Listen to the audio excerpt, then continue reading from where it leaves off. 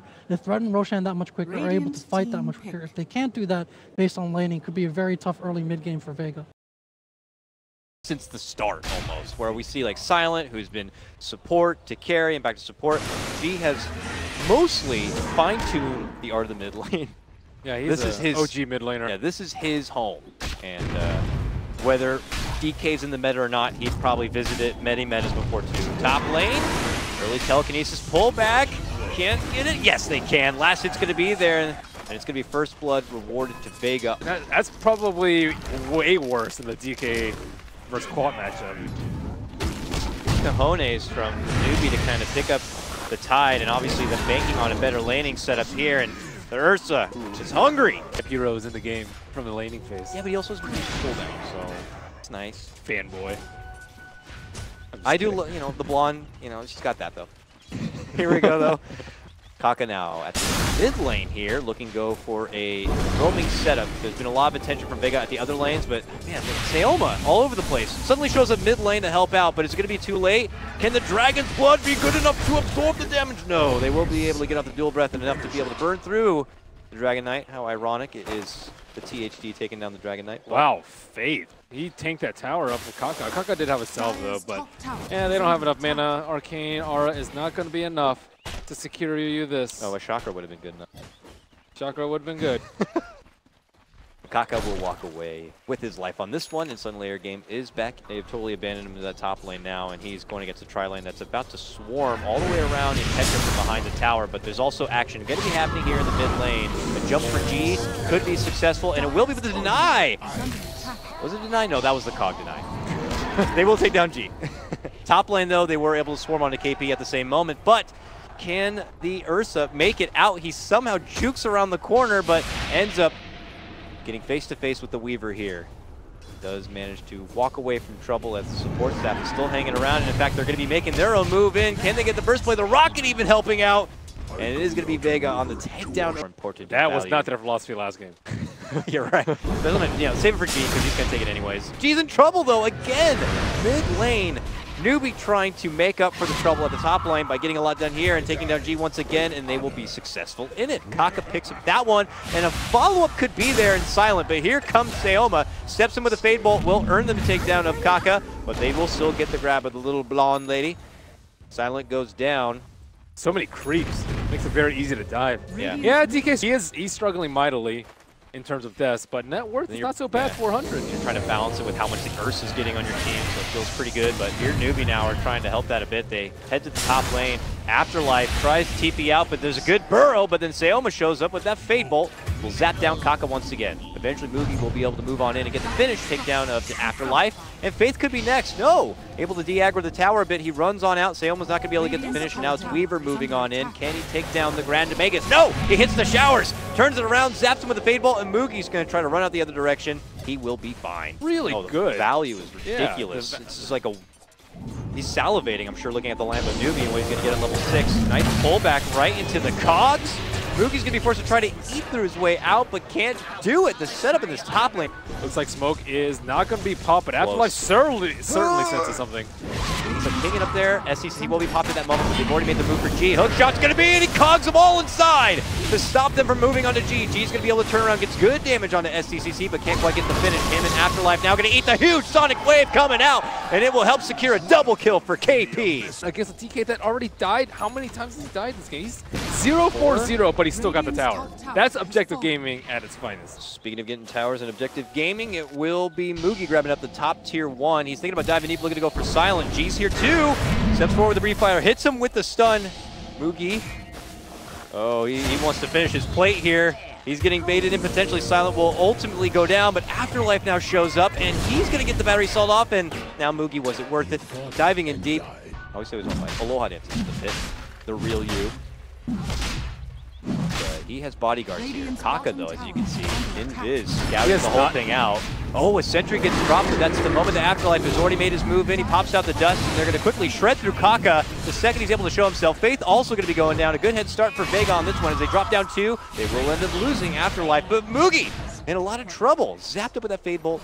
See, this is the thing. They used the Tide Hunter ultimate and the pummeled him, and they're like, okay, let's go straight to the pit. And now they're like forced to fight with his ultimates, and they're going to get slaughtered. They are. The watermelon gets toasted as he gets dropped. Kaka just back from the dead, able to get the epicenter off, but my God. Silent lets it rain from above, and all of Newbee scatter away, very low on life. They can't make an approach. They can't accept the fact that this Roche is happening. It looks like they're trying to just come back up. They all will heal on up and could make a new approach here.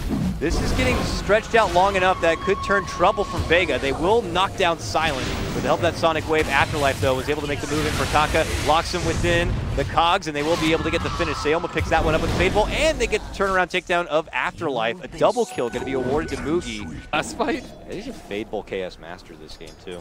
Oh, Mugi down with double. There's the pullback. Got the spell steal. Did you still need? I didn't even. Oh, he's got Burrow still. Yeah. I mean, we'll head out the other direction right now. Your Ursa's still flexing the top of the network right now. Kaka goes for an epicenter up on Silent. The epicenter play, though, is going to reward the pickoff, and SCCC will be close. Now is the time where Vega have creeped themselves within the pit. But Newbee just outside waiting. Actually, Kaka, burrows inside the pit. Conveniently for Vega, they stepped away at that moment. They are going to be bringing down the Sand King. KP is there. He has that Ravage lane. Just pushing forward for that tier 1. And Newbee are just going to, we're all together. I guess we can take it to the mid lane. Try to make a tier 1 happen here. Faith will get it started with the Liquid Fire. Ooh, Ice Path to the high ground. But Sayoma quickly blinks away. Steps away, move in for G, back from the top lane, eats the Sonic Wave, plus the epicenter now coming out. And then they move in with a hook shot. Cog's going to be there, stolen Sonic Wave, and refires it right back onto Newbee. Newbee looking to jump on out, but it's now Vega's time to strike, and they quickly take down 2. A pullback's going to be there for SCCC. He's able to blink away, but the jump is on. A new blink there from the Bear. Fade Bolt is able to connect, and he goes down with the last thing of the urn. God. Rubik cook shot, though, by Afterlife. That was, I think, the turning point in the fight right there, where he cogged like 2 or 3 of them and just made it very difficult. Awkward for G. Macropyre's there. They get it down, and it is going to be picked up. But now, Loanance could be in a bit of trouble. Swings for the fences here, but it's a cog trap in for KP. He's eating the battery salt, and he can't get anything quite off yet. He's running back out, but eventually will get slashed down. And Shakuchi stolen. And have fun with that, Rubik. Faith is trying to make it away here. They could lose their Aegis life fast, but G's now shown up, looking to come in from behind. Afterlife, the hook shot connection, bumping back the others and locking in Faith will help them secure that one. They will end up losing to Rubik as he gets blasted down from Mugi. There, the freezing field comes off and helps secure the finish of Kaka. 3 for Magic Resist. I mean, that will stack with it as well. Clock has 1, but usually people take the battery assault damage. Oops. There goes Burrow. Swarm comes out. They've already made their jump. The Ice Path's good timing to try to slow them down. Now a Ravage step in there for KP. They are going to be able to get the finish of Kaka. Stolen Ravage! Hello!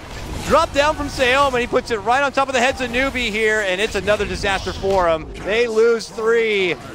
Disruptor games and even some good Crystal Maiden games, but... Yeah, I'm surprised he hasn't actually come into prominence in that scene. And quick slash takedown. Faith's going to get dropped.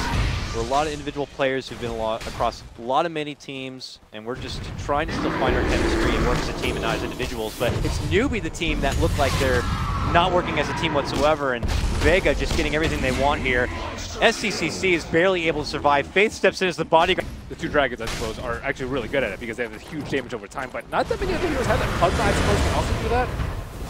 Jump in here from the Dragon Knight. G, able to get these done, but okay. KP tries to go for a that scoop pipe TP, is so useless. I towards the bottom lane to go for the tier 2, but is there anything that Vega are holding out for before they can kind of take this to the final stretch? I mean, they're getting pick after pick here. They nearly take down SCCC, barely able to make it away on the other side. And it does look like they will get a response play, will Newbee. Moving in, they get the finish. But look at that, Afterlife, able to catch up with SCCC or catch up with a rocket or something, is able to take them down. And now the fight is on for Vega. They move in. Faith trying to walk away in the back of his Ice Path. He gets the force save there from KP, but ends up getting dropped regardless. G torches him down. On the other front, here comes Dance jumping in and getting the quick slash. He is now godlike, by the way. Make the closure of this game a little bit easier on them. Whoa, it's not in for that creep. Crazy, dude. Kaka is somehow going to waddle his way out. Faith not going to be so fortunate, but now Kaka is still actually trapped within the trees, and suddenly a battery cell will be there for him. He does manage to burrow to the low ground here, but Newbee might not be able to make it back inside where it's safe when Vega already coming in to go for closure. Suddenly now they have no Tide Hunter. They're pushing forward after him. They haven't been able to double back and just go for it. Newbee here now, though. They do not want to accept this. But already you can see the Jakiro now gone under the mercy of this Ursa, who continues to be a tyrant here. 14, 1, and 12. Almost involved in everything. Moving on in, the follow-up hookshot. KP forced to dish out the Ravage. They do get a nice follow with a Sonic Wave.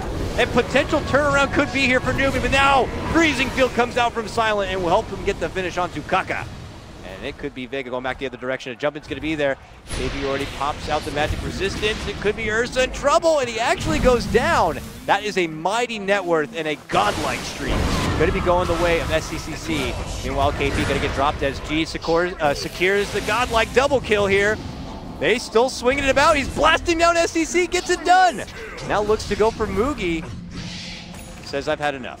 Like only one fight that they've won in the last 15 minutes, but that was kind of a perfect situation for them, and I don't think they're going to get that again. Here comes Vega with that situation of a push now, looking to make the move in. G's pops his Dragon Form, and they're going to quickly blast down Kaka. Sand King out of this defense for 40 seconds and no buyback.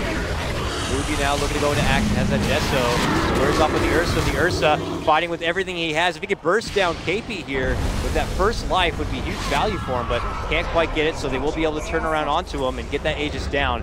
Meanwhile, G trying to burn his way past this Glyph and being able to take down the tower, and it's going to be Lohan. It's in a lot of trouble, and they will get the finish of the Bear. The tier 3 is going to be the exchange, and the rest of Vega frantic to make their escape here. Can Newbee get any straggle? Have to get Roche 1, 2, 3, 4, 5, 6 more times? Like how do they move in and finish on the racks? How do they do the others? They can take Shrines out now. Oh, you're right, you're right. Yeah, the Shrines are a big deal. It is. I would say, because it like almost guaranteed Dragon Knight. They foresaw that, yeah, it's going to suck in the lane, but he's just going to be really good for us in the late game. He's a good tower hitter, and he's going to scale way better than the Ursa come this point in the game. And yeah, then it looks like they don't even need to wait for anything. They put down a Shrine, and now they're in. Here comes the burrow. Can Vega dish out everything they have to make this defense the best that they can? Slide in from KP, gets a great ravage, but turn around and gobble of the cheese, and suddenly G is back to full and ready to fight. And now Newbee are going to be down 2 big ultis for this defense. They're making some pressure onto the racks while simultaneously swinging it out with Newbee here, forcing him back and away. G, though, getting hit with that liquid fire, super annoying. And he'll step off a bit. Afterlife steps in, pushes him back with the power of the cogs, and they get the 1 racks down. And Vega will step off with their winning. CCC blinks in, gets hit with the telekinesis from Sayoma. They pull him right back into the freezing field damage, and he ends up going down. 80 seconds, does have a buyback, and it could be forced out. Vega get their racks, could walk away with it. But Sayoma is a man, let's not forget. He's blinking right back into the action, and they're going to be able to take the Weaver down. He does not have a buyback. He's out for 70 seconds. Could be the beginning of the end for Newbee if it continues to go horrific here. It's going to be Vega suddenly being the gatekeepers for the fountain. They get the pullback onto KP. And the BKB going to be forced out from Ursa. I think it's time for you to go, Vega. They head out the other side, and they are in firm control. He'll work on that mid lane. He's got about 20 more seconds, and he's already going to have that Dragon Form back up at the ready.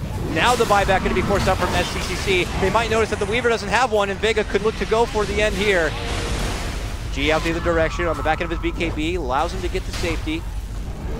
Faith and KP will force him out and hold on to their mid lane, and looks like they are not stepping away. Vega by now know that this Weaver is not buying out, and they're going back into action here. KP not having a Ravage, can't offer a whole lot more, and now the tier 3 is going to be going down. It's attention on the second set of racks. A jump-in hook comes out from Afterlife, locking Faith in place. A swing and a miss on the stolen burrow strike from Sayoma, but he does sidestep the fire breath. A gem's going to be on the deck, and Vega are still going to get what they want here. The rack's going to be going down. The Weaver's finally back, but is it too late? They've already seen the loss so much. His home has been ransacked. The tier 3 also going to be going down. going back to the play that started at this whole Rax clip, when they all in on the DK, I respect that play a lot. I think it was a super risky play. It's a high risk play, but that was the only way they were going to win. It was a small percentage chance, and they took it. And the panel is wrong again. Condolences, panel. Vega. That was way better than they looked in game number 1, I would say.